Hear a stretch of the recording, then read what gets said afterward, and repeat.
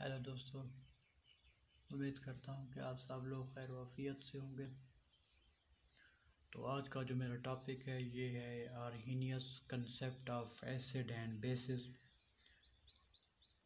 Arrhenius कौन था? Arrhenius एक स्वीडिश केमिस्ट था, साइंसदान था, साइंटिस्ट था। इसने 1787 में एक थ्योरी दी अपने जिसका नाम है आर्हीनियस कंसेप्ट, या इसको आर्हीनियस थ्योरी भी कहा जाता है।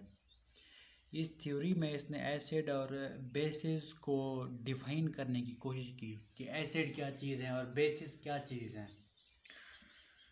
तो इसके मुताबिक वो सब्सटेंस जो हाइड्रोजन आयन दें एक्वस सॉल्यूशन में, आपके उस सब्सटेंस को एक एक्वस सॉल्यूशन लें, उसमें आप उस सब्सटेंस को डालें तो वो हाइड्रोजन आयन दे, डोनेट करे, रिलीज़ करे। तो ऐसे सब्सटेंस को कहते हैं acids. Substance that give hydrogen ion in aqueous solution or the substance that give hydrogen ion on dissociation is called acid. For example, इसने एक जनरल एग्जांपल है ये देखें, एक इसने इसको एसिड शो किया है, ये H पॉजिटिव आयन दे रहा है, इसलिए H एक एसिड है। अब इनकी practical life HCl hydrochloric acid, या भी इसको H2O में डाला, एक्वस सॉल्यूशन में डाला, यहाँ पर भी H2 था, तो क्या हुआ कि ये टूट गया। कैसे टूटा? Cl पर नेगेटिव, H पर पॉजिटिव चार्ज, यानी कि H पॉजिटिव चार्ज एसिड देता है इसके मुतालिक in aqueous solution. HNO3 nitric acid को देखें, इसने भी यही किया कि NO3 negative charge, H positive, तो इसने भी पॉजिटिव H हाइड्रोजन दिया, पॉजिटिव आयन। तो इसके मुताबिक कि वो सब्सटेंस जो एक्वस सॉल्यूशन में H पॉजिटिव आयन दें उसको हम एसिड कहते हैं। इसके मुताबिक वो सब्सटेंस जो हाइड्रो ऑक्साइड आयन दें, हाइड्रोक्सल आयन दें, हाइड्रो ऑक्साइड आयन दें, जो भी आप कह लें इन एक्वस सॉल्यूशन, उनको हम कहते हैं bases. Substance that give hydroxyl ion और hydro oxide ion is called bases. जिनके वो सब्सटेंस जो एक्वस सॉल्यूशन में हाइड्रो ऑक्साइड आयन दें उसको हम बेसिस कहते हैं। जनरल एग्जांपल देख लें, BOH, पानी में जब इसको डाला तो OH अलग हो गया, B पॉजिटिव अलग हो गया। अब इसने H पॉजिटिव नहीं दिया, वहाँ पे H पॉजिटिव था, यहाँ पर OH नेगेटिव है, तो ये बेस है। सोडियम हाइड्रोक्साइड NaOH, इसको जब H2O में डाला हाइड्रोक्साइड, तो इसने हाइड्रोक्साइड आयन दिया, दूसरा सोडियम आयन। इसने यहाँ पे हाइड्रोक्लोरिक एसिड ने क्या दिया था? H पॉजिटिव आयन है। सोडियम हाइड्रोक्साइड ने क्या दिया? OH नेगेटिव आयन का हाइड्रोक्सल आयन दिया। पोटाशियम हाइड्रोक्साइड, इसी तरह आप अगर कैल्शियम हाइड्रोक्साइड को ले लें, ये भी ऐसे ही करेगा कि OH नेगेटिव आयन देगा, यानी कि जो भी बेस होगा वो क्या करेगा? OH नेगेटिव आयन देगा। OH नेगेटिव यानी कि हाइड्रोक्सल आयन देगा, OH नेगेटिव यानी कि हाइड्रोक्सल आयन देगा। अब इनकी और एग्जांपल्स हैं, H2SO4 है, इसी तरह CH3COOH। तो इस तरह मुख्तलिफ इनकी एग्जांपल्स हैं। H2SO4 क्या है? एक एसिड है जो क्या करता है?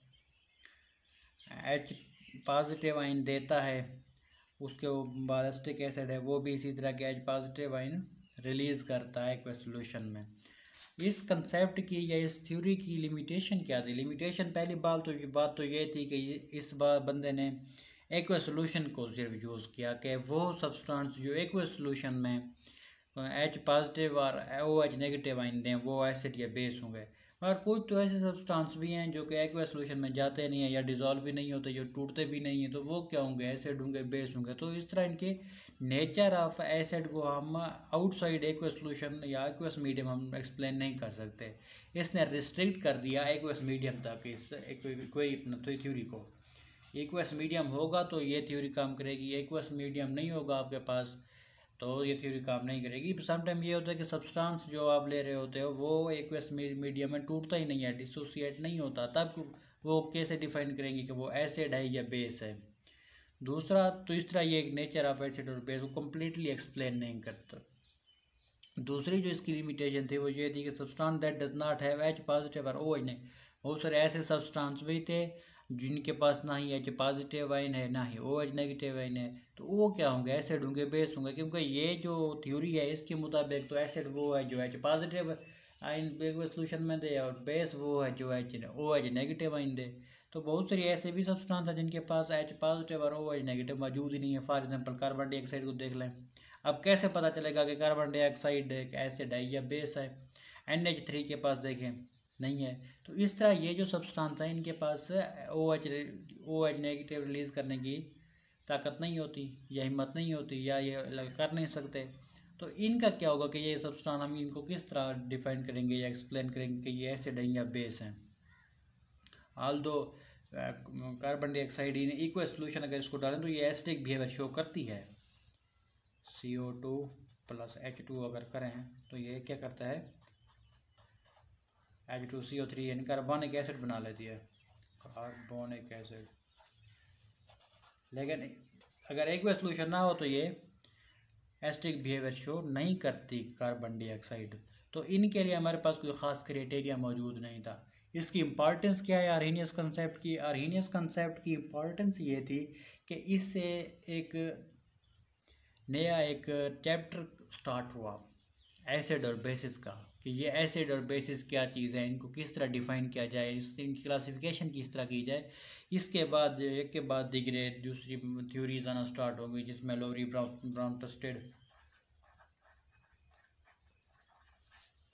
इसकी बंदे की थ्योरी थी। उसके बाद मुख्तलिफ थ्योरीज आई और इस एसिड और बेसिस के टॉपिक को पढ़ना स्टार्ट कर दिया।